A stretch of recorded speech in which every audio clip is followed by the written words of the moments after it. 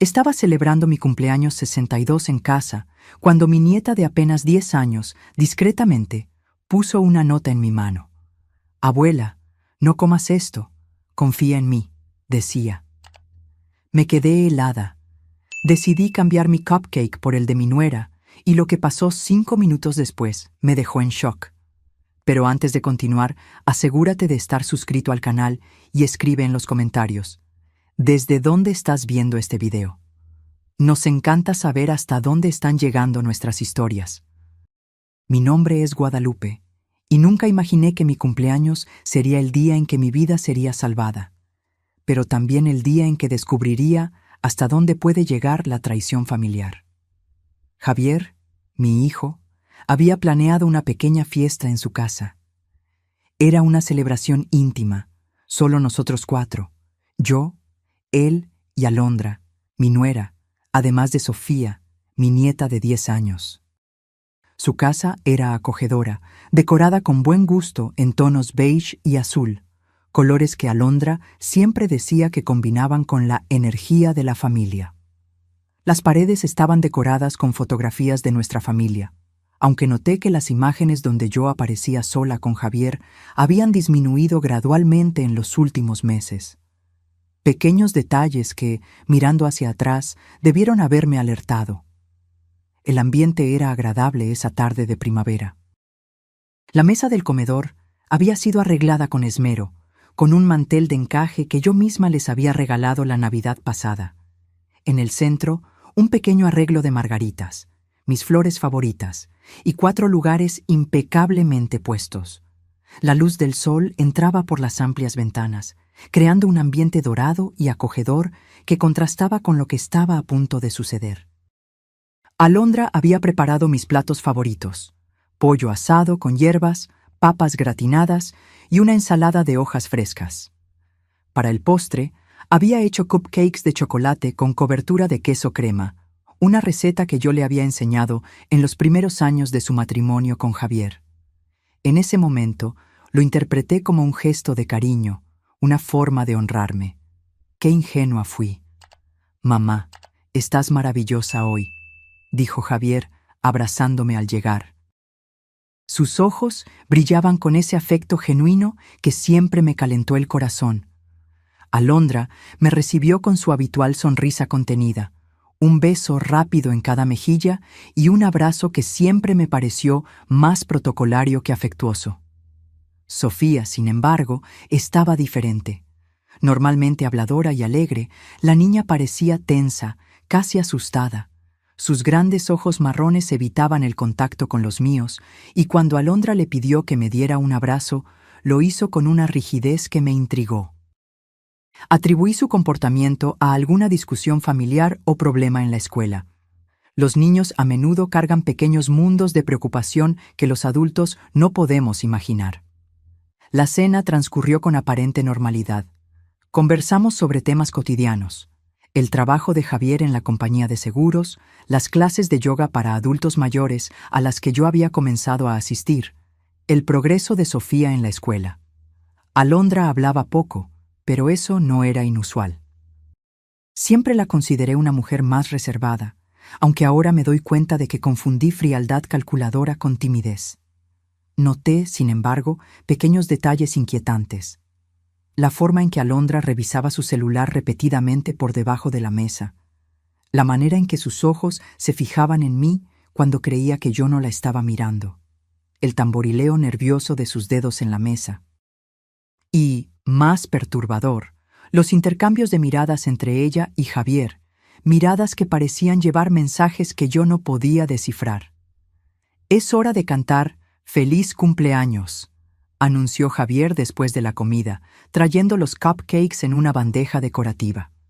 En lugar de un pastel tradicional, Alondra había preparado varios cupcakes, y uno de ellos tenía una pequeña corona encima. Pensé que el gesto era conmovedor, ignorando la voz interior que se preguntaba por qué no había velas para soplar. Fue cuando comenzamos a cantar «Feliz cumpleaños» que Sofía, sentada a mi lado, aprovechó el momento de distracción de sus padres para deslizar un pequeño pedazo de papel en mi mano. El movimiento fue tan discreto y rápido que ni Javier ni Alondra se dieron cuenta. La niña me lanzó una mirada intensa, casi implorativa, antes de volver a cantar con una voz forzadamente animada. Con el corazón acelerado sin saber por qué, mantuve el papel cerrado en mi mano. Esperé hasta que Javier saliera a buscar la cámara de fotos y Alondra fuera a la cocina a buscar platos para servir los cupcakes. Con manos temblorosas, desdoblé el papel por debajo de la mesa, manteniéndolo escondido de todos. El mensaje, escrito con la letra infantil pero urgente de Sofía, decía: «Abuela, no comas el cupcake, tu vida corre peligro, confía en mí». Su letra parecía desesperada, como si lo hubiera escrito a toda prisa. El mundo pareció detenerse. El sonido de todo a mi alrededor se convirtió en un zumbido distante. Miré el cupcake frente a mí, tan inocente, tan tentador. Mis ojos se encontraron con los de Sofía, que me observaba con intensidad, su pequeña cabeza inclinándose en un movimiento casi imperceptible de negación. Mi primera reacción fue de incredulidad. Seguramente mi nieta estaba imaginando cosas, pero algo en los ojos de Sofía, una urgencia y miedo genuinos, me hizo dudar. Rápidamente guardé la nota en el bolsillo de mi pantalón cuando Alondra regresó con los platos. Su sonrisa parecía normal, pero ahora la veía diferente. Había algo depredador en ella, algo calculador que me hizo sentir un escalofrío en la espalda. «Abuela, elige tu cupcake», dijo Sofía con una voz extrañamente enfática. Sus ojos estaban fijos en los míos, tratando de comunicar algo más. Alondra intervino rápidamente. «No, querida, ya le separé uno especial a la abuela.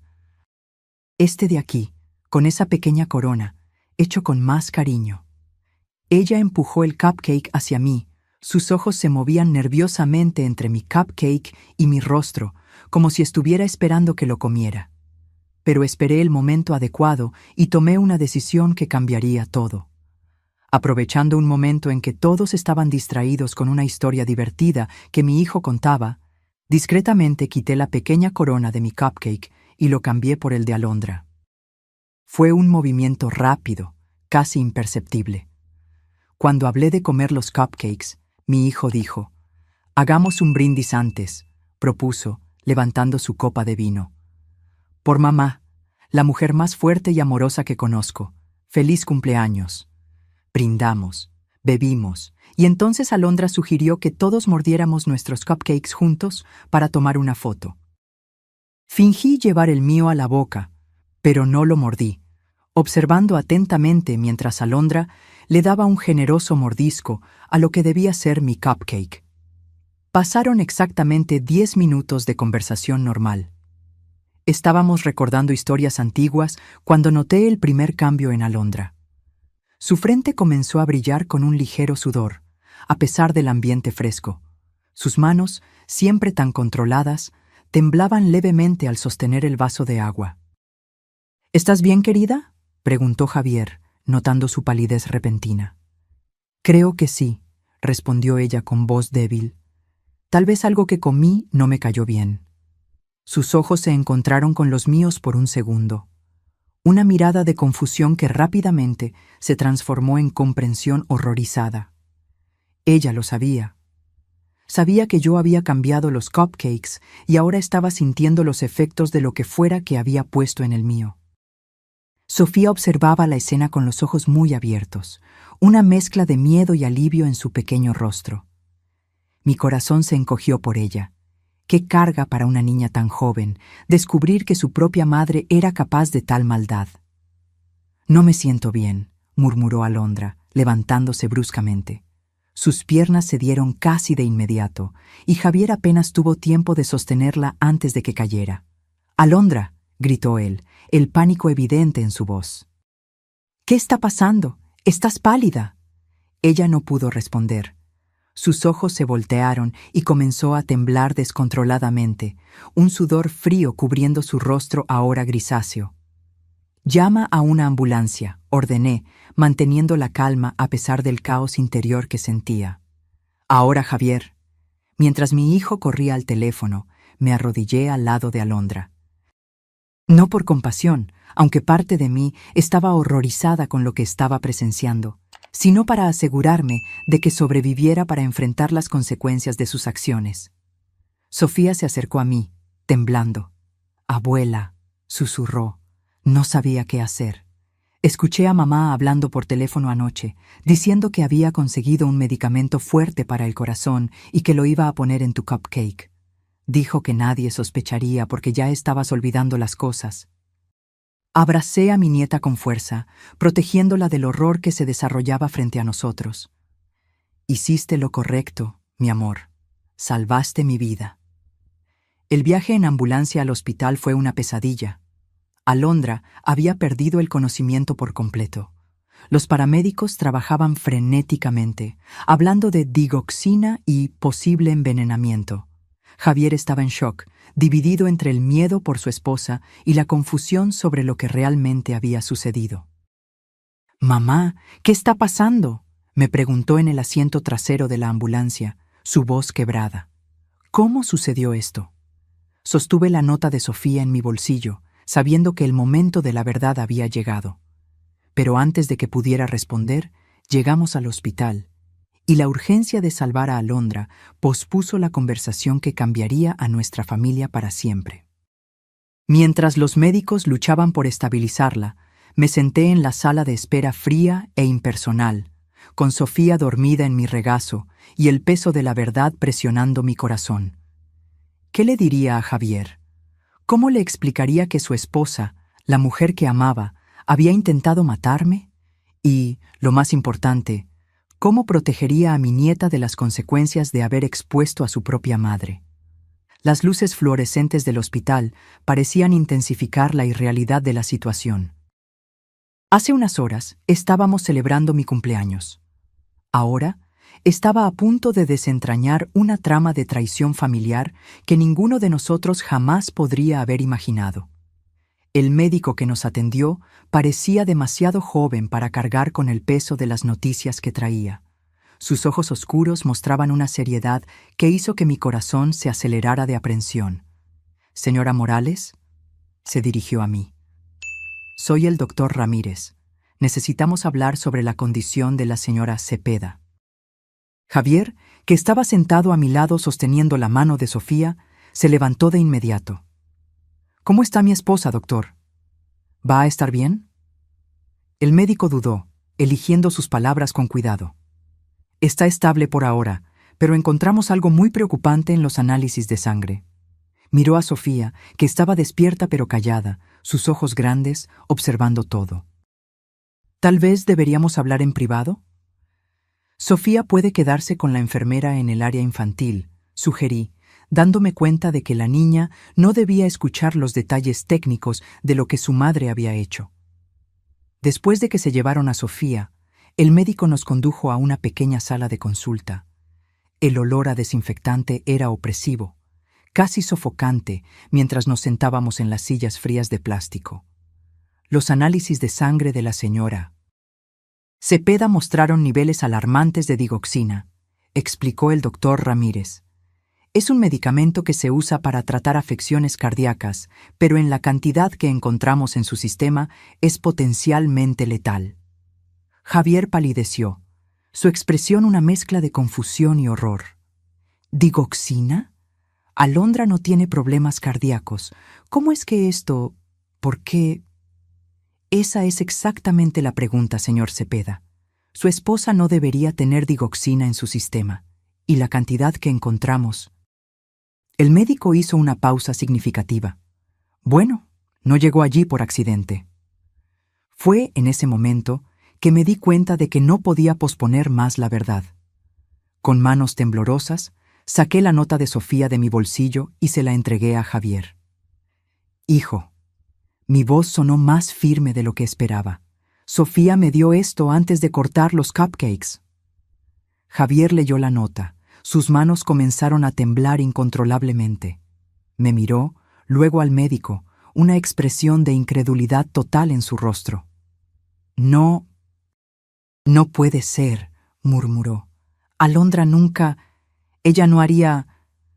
«Cambié los cupcakes, Javier», confesé, sintiendo que un peso enorme salía de mis hombros con la verdad. Lo que Alondra está sintiendo ahora era lo que yo estaría sintiendo si hubiera comido lo que ella preparó para mí. El médico observaba nuestra interacción con una expresión grave. Señor Cepeda, señora Morales, tendré que reportar esto a la policía. El envenenamiento es un asunto serio, especialmente considerando los niveles de toxicidad que encontramos. Javier parecía haber envejecido 10 años en pocos minutos. Debe haber algún error, insistió, aunque su voz había perdido la convicción. Tal vez fue un accidente. Tal vez confundió los ingredientes. Hijo, le dije suavemente, sabes que no fue un accidente. Sofía escuchó a Alondra hablando de esto por teléfono. Y piensa bien. ¿No notaste cambios en mi comportamiento en los últimos meses?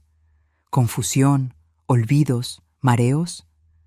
Su rostro mostró el momento exacto en que la comprensión lo golpeó. Dios mío, susurró. Alondra, me había estado diciendo que estabas mostrando signos de demencia temprana, que necesitábamos considerar opciones de cuidado asistido para ti. Se cubrió el rostro con las manos, y yo le creí. El doctor Ramírez intervino con suavidad. Señor Cepeda, nos gustaría hacerle análisis de sangre a su madre también. Si su esposa ha estado administrándole digoxina a la señora Morales por algún tiempo, necesitamos evaluar los daños potenciales en su corazón. Acepté de inmediato. Mientras el médico salía para preparar los análisis, me quedé a solas con mi hijo, un abismo de traición y horror entre nosotros. Mamá, Javier finalmente habló con la voz ahogada. ¿Cómo pudo pasar esto? ¿Por qué? ¿Por qué Alondra le haría algo así a ti? Dinero, probablemente, respondí, sintiendo una extraña calma ahora que la verdad estaba saliendo a la luz. ¿Recuerdas la herencia que recibí de la tía Gabriela hace 6 meses? Fue cuando los olvidos comenzaron, cuando Alondra comenzó a visitarme más, siempre trayendo té o comida preparada especialmente para mí. Javier pareció físicamente golpeado por mis palabras. Ella estaba planeando matarte y usar mi nombre, nuestra relación, para conseguir tu dinero. Y Sofía lo descubrió, agregué. Imagina el peso que esa niña ha cargado, descubriendo lo que su propia madre estaba haciendo. En ese momento, la puerta se abrió y una mujer de mediana edad entró, seguida por un oficial uniformado. Señora Morales, señor Cepeda, soy la detective Méndez. Necesitamos hablar sobre lo que sucedió hoy. Las horas siguientes fueron un borrón de declaraciones, análisis de sangre e interrogatorios. La detective Méndez era meticulosa y compasiva, especialmente al hablar con Sofía. La niña, valiente más allá de sus años, contó cómo se había despertado la noche anterior con sed y había escuchado a su madre por teléfono en la cocina. Estaba hablando de la abuela, explicó Sofía, su vocecita temblando ligeramente. Dijo que había conseguido un medicamento fuerte que haría que pareciera natural. Que la abuela ya estaba mostrando signos de confusión y nadie sospecharía. Sus ojos se llenaron de lágrimas. Sabía que estaba mal. Mamá siempre me enseñó que envenenar está mal. En las historias, solo los villanos envenenan a las personas. La simplicidad moral de una niña de 10 años contrastaba dolorosamente con la complejidad de la traición adulta. Mientras Sofía hablaba, sostuve su mano, maravillada con su valentía y claridad de pensamiento. Los resultados de mis análisis de sangre confirmaron nuestras sospechas. Había rastros de digoxina en mi sistema, no lo suficiente para ser fatal, pero indicando claramente que había estado siendo envenenada gradualmente durante semanas, tal vez meses. El envenenamiento crónico con digoxina puede causar confusión, problemas de memoria, fatiga, explicó el doctor Ramírez. Síntomas fácilmente atribuibles a la edad o demencia temprana, especialmente por familiares sin entrenamiento médico. La detective Méndez tomó notas detalladas. Señor Cepeda, ¿su esposa alguna vez sugirió cambios en el testamento o en las finanzas de su madre? Javier parecía destrozado al responder. Sí. Hace 2 semanas logró que mi madre firmara un poder que me daba control sobre sus finanzas en caso de que su condición empeorara. Yo pensé que estábamos ayudando. ¿Y dónde están esos documentos ahora? En nuestra caja fuerte en casa, junto con los otros documentos importantes. La detective le pidió a Javier que recuperara esos papeles lo antes posible. Necesitaremos investigar cuándo fueron redactados y quién los preparó. Los documentos obtenidos bajo falsas premisas o coerción son legalmente inválidos. Mientras esta conversación sucedía, yo observaba a Sofía, que se había acurrucado en una silla en la esquina de la sala. Sus pequeños hombros cargaban un peso inmenso. Había denunciado a su propia madre, algo que ninguna niña debería tener que hacer. Me acerqué a ella y me arrodillé, ignorando el dolor en mis rodillas. Sofía, mi amor, quiero que sepas que hiciste lo correcto. Fuiste muy, muy valiente. Sus ojos, tan parecidos a los de Javier, se encontraron con los míos. ¿Mamá irá a prisión? ¿Cómo responder a eso? ¿Cómo explicarle a una niña que sí, su madre probablemente iría a prisión por intentar matar a su abuela? ¿Que nuestra familia nunca más sería la misma? No sé qué va a pasar con tu madre, respondí honestamente. Pero sé que tú, tu papá y yo estaremos juntos. Nos cuidaremos unos a otros, pase lo que pase. Ella asintió, una comprensión más allá de su edad en sus ojos.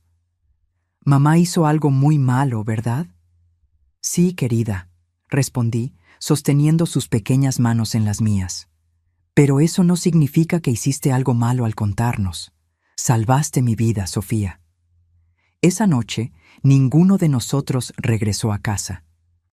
Javier y Sofía se quedaron conmigo en un hotel cerca del hospital.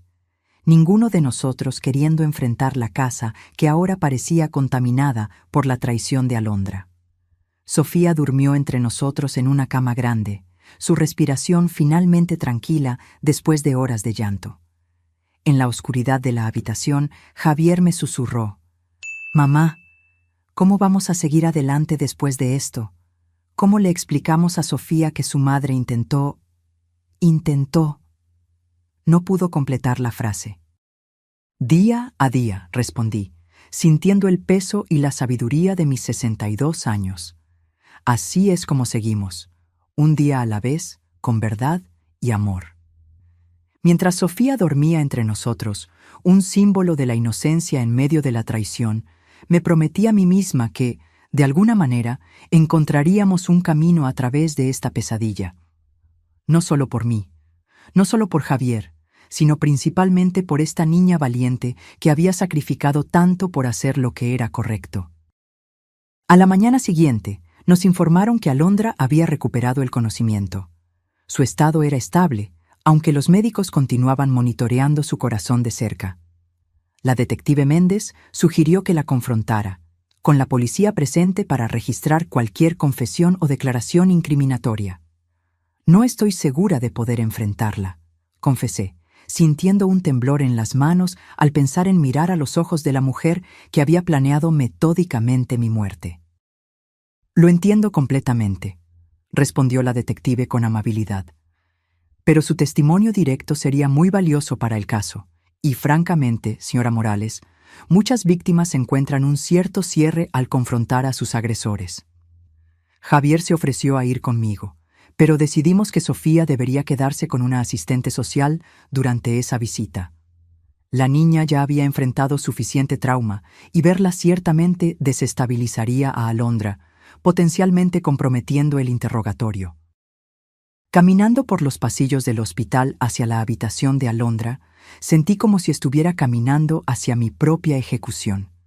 El olor a desinfectante parecía más fuerte, las luces fluorescentes más duras.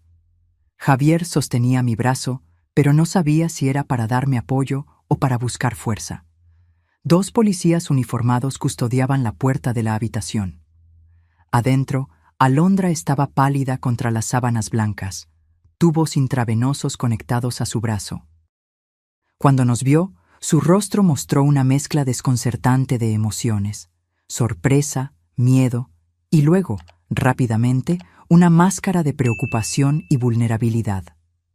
Guadalupe, dijo con voz débil, extendiendo una mano hacia mí.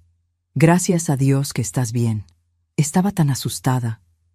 La facilidad con la que asumió el papel de víctima preocupada me dejó momentáneamente sin palabras.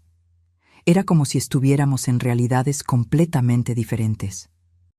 No, Alondra, respondí finalmente, manteniendo distancia de la cama.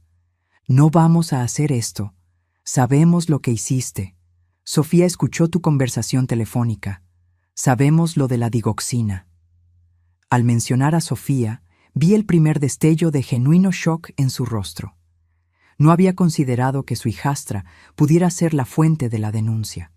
Por un momento, su máscara se deslizó, revelando algo frío y calculador en sus ojos. No sé de qué estás hablando, insistió, pero su voz había perdido la fragilidad fingida. Estoy confundida. Los médicos dijeron que fui envenenada. ¿Cómo puedes acusarme de algo así cuando yo soy la víctima? Javier, que había permanecido en silencio hasta entonces, dio un paso al frente. Encontramos los frascos, Alondra, en el fondo de tu cajón de lencería, digoxina, a nombre de un paciente que no existe. Eso era un farol. No habíamos buscado en su casa todavía, pero su reacción lo confirmó todo. Su rostro palideció aún más y por un instante vi pánico en sus ojos. No entienden, dijo, cambiando de táctica. Estábamos tratando de ayudar a Guadalupe. Está confundida, está perdiendo la memoria. Tú mismo lo viste, Javier. Sus episodios se están volviendo más frecuentes. No había episodios, respondió Javier, su voz temblando de rabia contenida. Eras tú, envenenándola lentamente, haciéndonos creer que estaba desarrollando demencia. ¿Por qué, Alondra? ¿Por su dinero? ¿Por la casa? Alondra mantuvo el silencio por un largo momento, evaluando sus opciones. La detective Méndez, que observaba desde la esquina, se acercó. Señora Cepeda, tenemos suficiente evidencia para arrestarla por intento de homicidio. Los análisis de sangre de la señora Morales muestran envenenamiento crónico por digoxina. Su propia sangre muestra una dosis casi fatal de la misma sustancia, y tenemos el testimonio de su hijastra. Su cooperación ahora podría ser considerada en la sentencia. Algo cambió en los ojos de Alondra entonces, una rendición tal vez, o un frío recálculo de sus posibilidades. Se recostó en las almohadas, repentinamente pareciendo más compuesta, casi profesional. Guadalupe está vieja, dijo simplemente, como si constatara un hecho meteorológico. ¿Tiene, qué, 62 años? ¿Cuánto más de vida útil y digna le quedaría? ¿5 años? ¿10? ¿Y luego qué? Pañales, confusión, una carga para todos nosotros. Sus palabras me golpearon como golpes físicos. La crueldad casual, la forma en que había reducido mi existencia a una inconveniencia con fecha de vencimiento. Le estaba ofreciendo una salida misericordiosa, continuó Alondra. Una muerte tranquila, sin dolor, sin la indignidad del deterioro. Y sí, luego Javier tendría la herencia, que es su derecho como hijo único. Él podría finalmente dejar ese trabajo mediocre. Podríamos darle a Sofía la educación que se merece. Intentaste matarme, dije, encontrando mi voz finalmente. Te acercaste a mí, fingiste que te importaba, mientras me envenenabas poco a poco. ¿Cómo pudiste, Alondra? Confié en ti. Por primera vez, algo parecido a emoción genuina cruzó su rostro. No remordimiento, sino una especie de irritación impaciente. Por favor, Guadalupe, no seas tan dramática. ¿Crees que eres especial? Solo eres una anciana con dinero. Hay miles como tú, aferrándose a recursos que podrían beneficiar a la generación más joven. Javier avanzó, su rostro contorsionado de furia. «Cállate. ¿Cómo puedes hablar así de mi madre? ¿Cómo pudiste hacernos esto a nosotros? ¿A Sofía? ¿Pensaste en cómo esto afectaría a tu propia hija?» «Sofía es joven», respondió Alondra fríamente. «Lo superará. Los niños son resilientes». La detective Méndez le hizo un gesto al oficial que estaba grabando la conversación. Creo que tenemos suficiente. Señora Cepeda está formalmente arrestada por el intento de homicidio de Guadalupe Morales. Tiene el derecho de permanecer en silencio. Mientras la detective recitaba los derechos de Miranda, observé el rostro de Alondra. No había arrepentimiento allí, solo una especie de cálculo frío, como si aún estuviera evaluando ángulos, buscando una salida. Sus ojos se encontraron con los míos por última vez, y vi algo que me heló hasta la médula. No odio o rabia, sino una indiferencia total hacia mi valor como ser humano. Salimos de la habitación en silencio, Javier y yo sosteniéndonos el uno al otro. En el pasillo, lejos de los oídos de Alondra, él se desmoronó, apoyándose en la pared y deslizándose hasta el suelo. «¿Cómo no lo vi?», sollozó, cubriéndose el rostro con las manos. «¿Cómo pude ser tan ciego? Ella estaba envenenando a mi madre justo debajo de mi nariz, y yo no solo no me di cuenta, sino que la ayudé, creyendo las mentiras sobre la demencia. Me arrodillé a su lado, ignorando el dolor en mis viejas rodillas, y sostuve su rostro entre mis manos. Hijo, no tenías forma de saberlo. Alondra es manipuladora, es lo que hace, nos engañó a todos. Pero soy tu hijo, insistió, con la voz ahogada. Debería protegerte. En cambio, estaba planeando ponerte en un asilo porque creía que te estabas volviendo senil. La detective Méndez se acercó, ofreciéndole pañuelos a Javier y dándonos un momento para recuperarnos. «Señor Cepeda», dijo amablemente, «las personas como su esposa son expertas en manipulación. Construyen mentiras tan convincentes que incluso los profesionales entrenados pueden ser engañados. No se culpe». Regresamos al hotel, donde Sofía nos esperaba con la asistente social. La niña corrió a los brazos de su padre tan pronto como nos vio, y mi corazón se encogió al ver el vínculo entre ellos, algo genuino y puro en medio de tanta falsedad. Los días siguientes fueron un borrón de declaraciones policiales, consultas con abogados y largas conversaciones con psicólogos, especialmente para Sofía. Alondra fue transferida del hospital a la prisión tan pronto como su estado de salud lo permitió, acusada formalmente de intento de homicidio premeditado. La investigación reveló horrores que ni imaginábamos. En su computadora, la policía encontró extensas búsquedas sobre envenenamiento por digoxina, síntomas de demencia y cómo falsificar documentos legales. También había correos electrónicos intercambiados con una inmobiliaria sobre la venta de mi casa, algo que sería posible tan pronto como el poder que me había hecho firmar entrara en vigor. Más perturbadoras aún fueron las conversaciones con un hombre llamado Rafael, aparentemente un exnovio con quien había mantenido contacto. En los mensajes, ella discutía abiertamente sus planes. «La vieja no durará más de 2 meses. Ya conseguí el poder. Cuando la internen por demencia, venderemos la casa y seremos libres». En otros mensajes, detallaba cómo estaba aumentando gradualmente las dosis de digoxina, quejándose de que yo era más resistente de lo que esperaba. Cuando la detective me mostró estas evidencias, sentí una náusea profunda, no solo por el horror de lo que se había planeado, sino por la frialdad calculadora con la que Alondra había orquestado todo. ¿Cómo podía alguien reducir a otro ser humano, alguien con quien compartió comidas, celebró cumpleaños, construyó recuerdos, a nada más que un obstáculo a ser eliminado? «Es más común de lo que imagina», dijo la detective cuando expresé mi conmoción. «Tenemos casos de envenenamiento por familiares casi todos los meses. Generalmente es por dinero, a veces por venganza. Lo que hace que el caso de Alondra sea inusual es el nivel de planificación y su paciencia». Una noche, aproximadamente una semana después del incidente, Sofía vino a mi habitación en el apartamento temporal que habíamos alquilado. Javier finalmente se había quedado dormido después de días de insomnio, y la niña debería estar durmiendo también. «Abuela», susurró, sus ojos grandes en la penumbra, «¿puedo contarte algo?». Hice espacio para ella en la cama y se acurrucó contra mí como lo hacía cuando era más pequeña.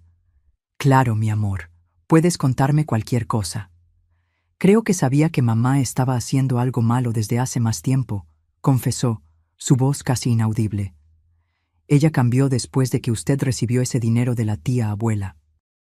Comenzó a hablar de cómo usted se estaba poniendo vieja, cómo necesitábamos prepararnos para cuando usted ya no pudiera cuidarse sola. Mi corazón se encogió al pensar en la carga que esta niña había llevado. ¿Por qué no dijiste nada antes, querida? Sofía se quedó en silencio por un momento. Porque era mi mamá, respondió finalmente. Siempre debes confiar en tu mamá, ¿verdad? Pero luego... Su voz se quebró. Luego la escuchaste en el teléfono, completé suavemente. Ella asintió contra mi hombro. Se estaba riendo, abuela, riendo mientras hablaba de cómo iba a poner el medicamento en su cupcake especial, diciendo que sería poético que usted muriera en su propio cumpleaños. Un pequeño sollozo se escapó. ¿Cómo puede una mamá hacer algo así? No había una respuesta adecuada para esa pregunta. ¿Cómo explicarle a una niña de 10 años que algunas personas nacen sin la capacidad de sentir empatía, sin esa conexión fundamental que nos hace humanos? ¿Cómo darle sentido a lo que ni yo misma podía comprender? Algunas personas están enfermas por dentro, Sofía, dije finalmente. No de una manera que podamos ver, como cuando tienes fiebre o dolor de garganta. Es una enfermedad en el alma que hace que no puedan amar o preocuparse por los demás de la manera que deberían. ¿Mamá tampoco me amaba a mí? La vulnerabilidad en esa pregunta rompió mi corazón. Amor, no sé si Alondra es capaz de amar a alguien de la manera en que tú y yo entendemos el amor. Pero sé que tu padre te ama más que a nada en el mundo, y yo también te amo, mi valiente niña. Ella se quedó en silencio por un largo momento, procesando esto con la sabiduría más allá de sus años, que los niños que enfrentan traumas a menudo desarrollan. ¿Puedo dormir aquí con usted hoy, abuela? Claro que puedes, mi amor. Mientras Sofía se dormía en mis brazos, contemplé el futuro incierto que teníamos por delante. El juicio de Alondra, el divorcio inevitable, las cicatrices emocionales que todos llevaríamos, especialmente esta pequeña guerrera que se había visto obligada a elegir entre la lealtad a su madre y hacer lo que era correcto. Pero debajo del dolor y la traición había un hilo de esperanza. Nosotros tres, Javier, Sofía y yo, habíamos sido unidos por esta terrible experiencia de una manera que tal vez no hubiera sido posible de otra forma. Las mentiras habían sido expuestas, la manipulación eliminada. Lo que quedaba era real, un amor genuino, basado no en falsas pretensiones o agendas ocultas, sino en una verdad compartida, por más dolorosa que fuera. Superaremos esto, susurré a la Sofía dormida, una promesa para ella y para mí misma. Juntos encontraremos un camino a través de esta oscuridad. El juicio de Alondra comenzó 6 meses después de mi fatídico cumpleaños. Medio año de preparación emocional y legal, de sesiones de terapia y noches de insomnio. Medio año de reconstruir nuestra pequeña familia a partir de los escombros de la traición. El tribunal era un imponente edificio de piedra gris, frío y formal como el sistema de justicia que representaba. Me senté en la primera fila, con Javier a mi lado y Sofía entre nosotros, todos vestidos con ropa formal y expresiones solemnes. La fiscal, una mujer de mediana edad llamada Carmen Vázquez, nos había preparado meticulosamente para este momento, pero nada podía realmente prepararnos para ver a Alondra entrar escoltada, vestida con un simple traje gris, el cabello recogido en un moño estricto. Parecía más pequeña de alguna manera, despojada del poder que una vez ejerció sobre nuestras vidas. Sus ojos recorrieron el tribunal, deteniéndose brevemente en nosotros. Cuando su mirada se encontró con la de Sofía, vi algo que nunca antes había notado. Una chispa de algo casi humano, rápidamente suprimida. La jueza, la honorable María Elena Gutiérrez, era una mujer de presencia imponente y mirada penetrante. «Estamos aquí para el caso del Estado contra Alondra Cepeda», acusada de intento de homicidio premeditado, abuso de ancianos, envenenamiento, falsificación de documentos y fraude. Su voz resonó en la sala silenciosa. Mi testimonio fue el primero. Caminé hasta el estrado de testigos con pasos que esperaba que parecieran más firmes de lo que me sentía.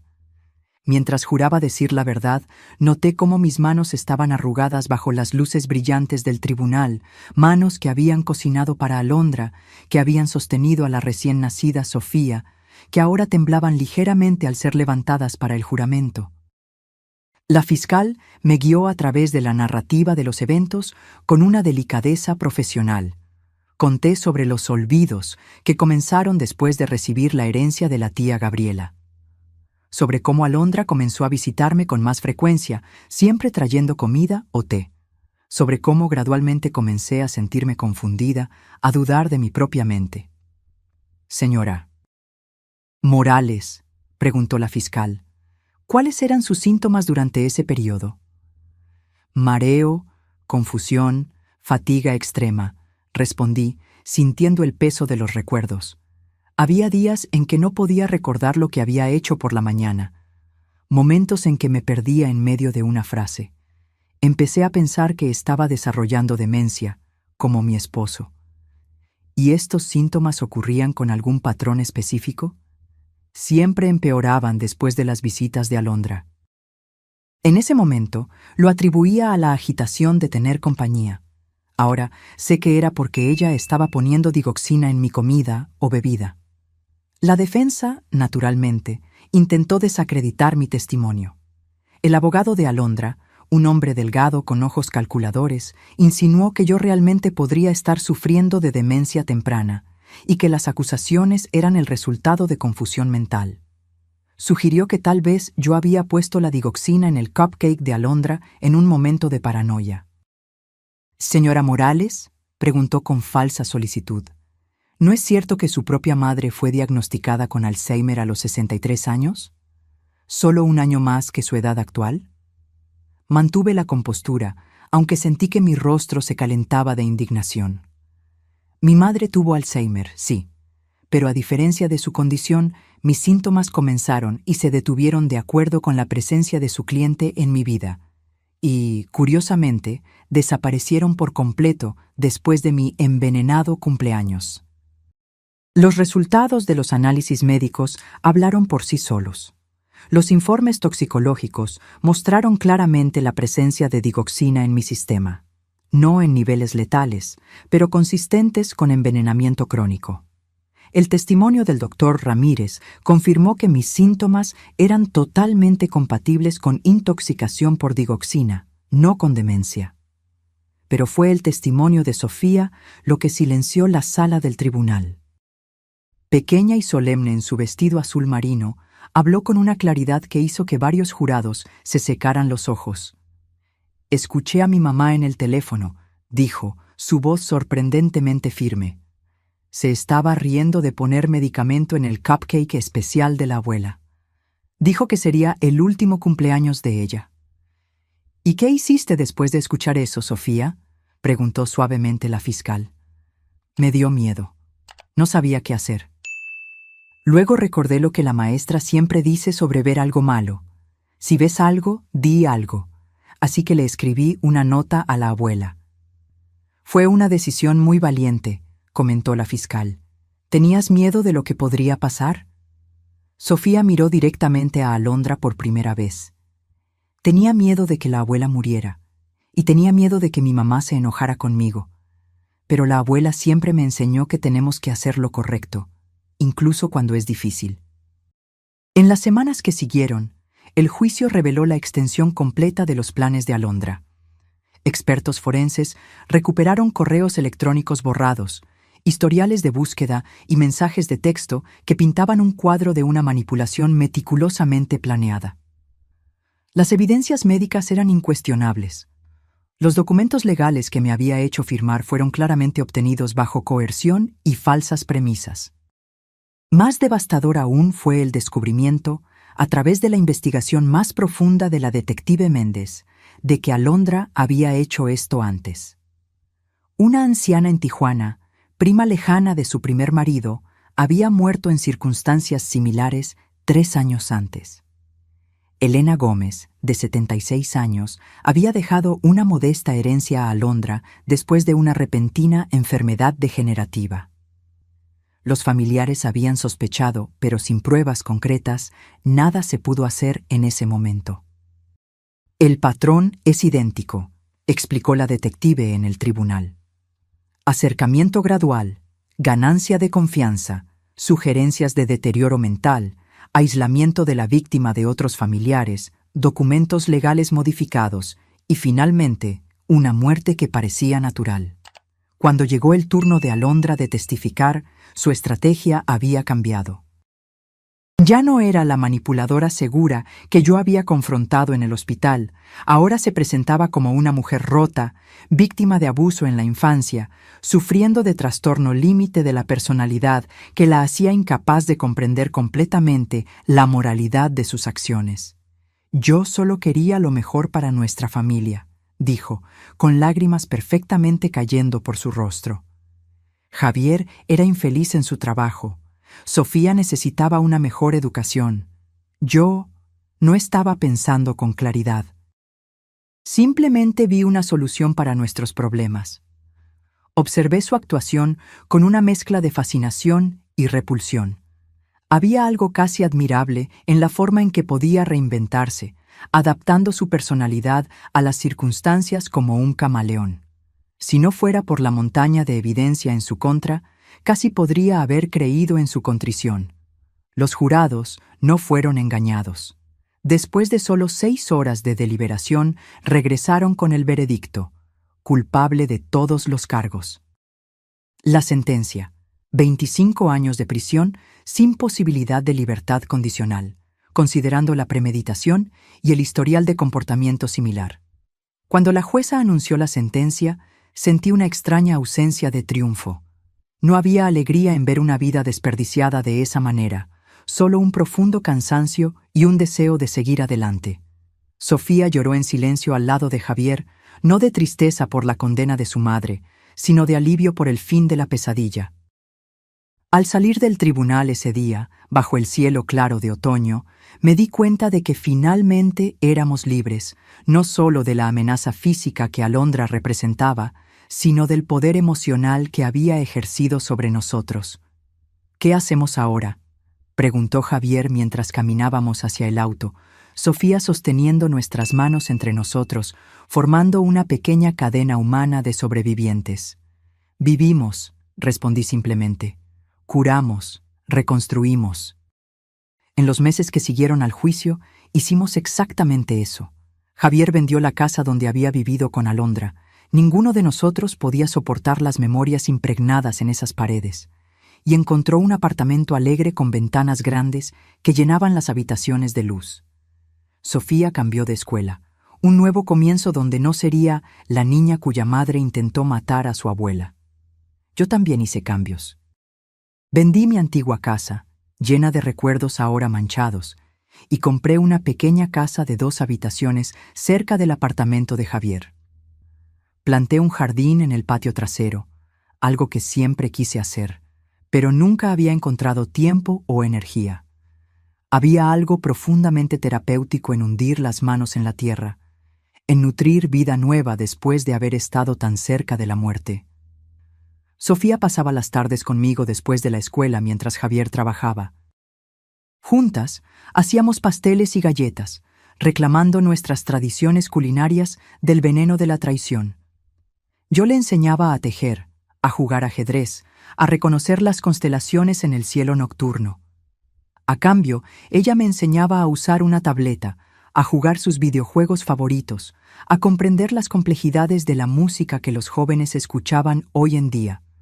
Gradualmente, las heridas comenzaron a cicatrizar. No perfectamente, siempre habría cicatrices, pero lo suficiente para que pudiéramos encontrar alegría de nuevo, para que pudiéramos confiar, aunque con cautela. Un año después del incidente del cupcake, celebramos mi cumpleaños 63. Fue una fiesta sencilla en el jardín de mi nueva casa, solo nosotros 3, más algunos nuevos amigos que había hecho en el grupo de apoyo para sobrevivientes de abuso de ancianos al que comencé a asistir. Javier preparó una parrillada y Sofía había decorado el patio con linternas de colores. No hubo cupcakes. Creo que nunca más podríamos mirar uno sin recordar. En su lugar, Sofía y Javier prepararon un pastel simple de chocolate. Cuando se encendieron las velas, miré los rostros a mi alrededor, iluminados por la luz dorada. Rostros de personas que me amaban genuinamente, sin segundas intenciones ni agendas ocultas. «Pide un deseo, abuela», dijo Sofía, con sus ojos brillando. Cerré los ojos y deseé lo que ya habíamos comenzado a construir. Una vida de verdad, de confianza restaurada, de amor que sana. Cuando soplé las velas, sentí no solo el peso de mis 63 años, sino también la ligereza de quien ha ganado una segunda oportunidad. Han pasado 3 años desde el cumpleaños, que casi fue mi último. Hoy, a los 65 años, me encuentro reflexionando sobre todo lo que ha cambiado y todo lo que he aprendido sobre la confianza, la traición y, sorprendentemente, el perdón. Javier encontró un nuevo amor. Carmen es profesora de literatura en la universidad local, una mujer de risa fácil y ojos amables que entró en nuestras vidas como una brisa fresca después de una tormenta. Al principio, Javier estaba reacio, cargando el peso de la culpa y el miedo. «¿Y si no puedo ver las señales de nuevo?», me confesó una noche. «¿Y si mi juicio está permanentemente comprometido?». «Hijo», respondí, sosteniendo sus manos, «lo que sucedió no fue un fallo de tu juicio. Fue el resultado de la habilidad excepcional de Alondra para manipular y engañar. Y ahora todos nosotros tenemos detectores de mentiras más agudos». Cuando Carmen vino a cenar a mi casa por primera vez, la observé con ojos entrenados por la amarga experiencia, pero donde Alondra había mostrado sonrisas calculadas e interés superficial, Carmen ofrecía risas genuinas y curiosidad sincera. Donde Alondra había aislado a Javier de mí, Carmen incentivaba nuestra relación, sugiriendo a menudo actividades para los 3, y pronto para los 4, incluyendo a Sofía. Sofía, ahora de 13 años, floreció bajo el cuidado constante de su padre y mi amor incondicional. La terapia la ayudó a procesar la traición de su madre y a entender que no había sido su culpa. «Tomaste la decisión más valiente y correcta posible», le aseguró su terapeuta repetidamente. «Salvaste a tu abuela y ayudaste a tu madre a enfrentar las consecuencias de sus elecciones». Aún hay días difíciles, por supuesto, días en que Sofía regresa de la escuela con ojos rojos porque algún niño cruel mencionó a su madre asesina. Días en que se pregunta si también podría volverse como Alondra, un miedo que abordamos de inmediato con amor y terapia. La bondad no es solo algo con lo que nacemos, le expliqué durante una de esas crisis. También es una elección que hacemos todos los días, y tú, mi querida, haces esa elección constantemente. La vida de Alondra en prisión sigue siendo una presencia periférica en nuestras vidas. Ella escribe cartas ocasionalmente, a Javier, a Sofía, incluso a mí. Las primeras eran manipuladoras, llenas de autovictimización e intentos sutiles de sembrar discordia. «Tu padre nunca te cuenta la verdad completa, Sofía», escribió una vez. «Pregúntale sobre nuestra cuenta bancaria secreta». No había cuenta secreta, solo otro intento de crear desconfianza. Con el tiempo, cuando sus manipulaciones no obtuvieron respuesta, las cartas se volvieron más honestas, o al menos tan honestas como alguien como Alondra puede ser. «No sé por qué hice lo que hice», escribió en su carta más reciente. «Hay algo roto en mí que no puedo arreglar». Javier lee las cartas. Responde ocasionalmente con actualizaciones simples sobre la vida de Sofía, pero mantiene límites firmes. Sofía, después de una cuidadosa consideración y discusiones con su terapeuta, decidió no leer las cartas de su madre hasta sentirse emocionalmente preparada, tal vez cuando sea mayor. Yo, sorprendentemente, respondí a una de las cartas de Alondra. no por un deseo de reconciliación o por una necesidad no resuelta de confrontación, sino por algo más complejo, un deseo de entender lo incomprensible. ¿Por qué yo?, le pregunté directamente. De todas las personas con recursos que podrías haber elegido como objetivo, ¿por qué la madre de tu marido? Su respuesta llegó semanas después, escrita con una letra extrañamente infantil para una mujer de su inteligencia. Estabas allí, confiabas en mí, era fácil. La crueldad casual de esas palabras me golpeó de una manera que ni siquiera sus acciones anteriores lo habían hecho. La aleatoriedad de eso. Podría haber sido cualquier persona con dinero que se cruzara en su camino y bajara la guardia. Este entendimiento trajo consigo un tipo extraño de liberación. La traición de Alondra nunca fue realmente sobre mí, mis fallas, mi ingenuidad, mis vulnerabilidades. Fue sobre los vacíos dentro de ella que nada podía llenar. Con esta comprensión vino no el perdón, exactamente, sino una especie de desapego. Ya no necesitaba cargar la ira como una armadura contra futuras traiciones. En su lugar, redirigí mi energía hacia algo más constructivo. Junto con otras 2 sobrevivientes de abuso de ancianos que conocí en el grupo de apoyo, fundé una pequeña organización llamada Vigilancia Plateada. Nuestro objetivo es educar a los ancianos y sus familias sobre las señales de abuso financiero y físico, especialmente cuando proviene de personas cercanas y de confianza. Visitamos centros comunitarios, residencias asistidas y grupos de jubilados, compartiendo nuestras historias y proporcionando recursos concretos. El aislamiento es la primera táctica, explicamos. Si alguien está tratando de limitar su acceso a otros seres queridos o amigos, eso es una señal de alerta. Más importante aún, enfatizamos que no hay vergüenza en haber sido engañado. Los manipuladores son especialistas en lo que hacen, digo en cada charla. Estudian tus vulnerabilidades, ganan tu confianza y explotan exactamente lo que más valoras, a menudo tu amor por tu familia. Nuestro trabajo generó un interés inesperado de los medios locales. Un periódico hizo un reportaje sobre nosotros, lo que llevó a una entrevista en la televisión.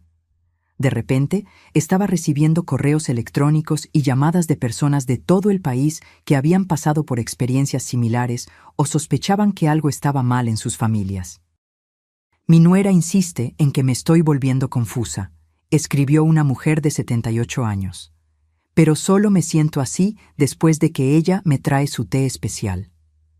Orientamos a esta señora a buscar ayuda médica de inmediato y a contactar a las autoridades. Semanas después, nos escribió de nuevo, confirmando que los análisis toxicológicos habían detectado sedantes en su sistema. Este trabajo se convirtió en mi misión, mi forma de transformar la traición en algo significativo. Cada persona que ayudamos a protegerse es una pequeña victoria contra lo que Alondra representa, la explotación de los vulnerables por aquellos que deberían cuidarlos. En casa, nuestra pequeña familia expandida encontró nuevos ritmos y tradiciones. Carmen se mudó al apartamento de Javier el año pasado, trayendo su colección de libros antiguos y su gato negro llamado Shakespeare. Sofía, inicialmente cautelosa con esta nueva figura materna, gradualmente bajó sus defensas cuando se dio cuenta de que Carmen no tenía interés en reemplazar a nadie, ni a su madre biológica, ni la relación especial que tenía conmigo. Nuestras noches de domingo se volvieron sagradas. Nos juntamos a cenar, a veces en mi casa, a veces en su apartamento, y cada uno de nosotros comparte un momento de gratitud de la semana. Es una práctica simple, pero que nos mantiene anclados en el presente, apreciando lo que tenemos en lugar de rumiar el pasado. Estoy agradecida por mi nueva amiga Lucía, compartió Sofía recientemente. Fue la única en la clase que me defendió cuando Miguel hizo esa broma sobre que mi mamá está en la cárcel. Estoy agradecido por tu fuerza, Sofía, dijo Javier, sus ojos brillando de orgullo. Me enseñas todos los días lo que significa tener coraje. Estoy agradecida por estos momentos, agregó Carmen, por esta familia que me ha acogido con tanto amor. Cuando llegó mi turno, miré los rostros alrededor de la mesa. Mi hijo, que había encontrado la fuerza para confiar de nuevo. Mi nieta, cuya valentía a los 10 años había salvado mi vida. Y Carmen, que entró en nuestra familia rota con nada más que amor genuino. Estoy agradecida por la segunda oportunidad, dije simplemente, por estar viva para ver este momento. Más tarde esa noche, sola en mi casa, contemplé el jardín que había plantado 3 años atrás. Las tímidas semillas se habían transformado en un pequeño paraíso de colores y vida. Rosas trepadoras cubrían la pared del fondo. Girasoles se inclinaban hacia la luz. Hierbas aromáticas crecían en macetas pintadas a mano por Sofía. Era una metáfora tan obvia que casi me hizo sonreír. De la tierra envenenada de la traición habíamos creado algo nuevo y hermoso. No perfecto. Todavía había malas hierbas que arrancar, estaciones secas que atravesar, pero genuinamente nuestro. A los 65 años aprendí que la confianza, una vez rota, nunca se restaura por completo de la misma manera. Crece diferente, más cautelosa tal vez, pero también más valorada por saber lo que significa perderla. Como un hueso que se cura después de una fractura, puede volverse más fuerte exactamente en el punto donde se rompió. Rodeada por mi familia, sentí una profunda gratitud por el viaje que habíamos recorrido juntos. No era el camino que cualquiera de nosotros habría elegido, marcado como estaba por la traición y la casi tragedia. Pero era nuestro camino, y habíamos caminado por él con valentía, con amor, con una determinación que nos sorprendió a todos. 5 años después del cupcake, que casi me quita la vida, ya no me definía como una víctima, o incluso solo como una sobreviviente. Era simplemente Guadalupe, madre, abuela, defensora de causas importantes, mujer que vive cada día con una intensidad que tal vez nunca hubiera descubierto si la muerte no hubiera pasado tan cerca.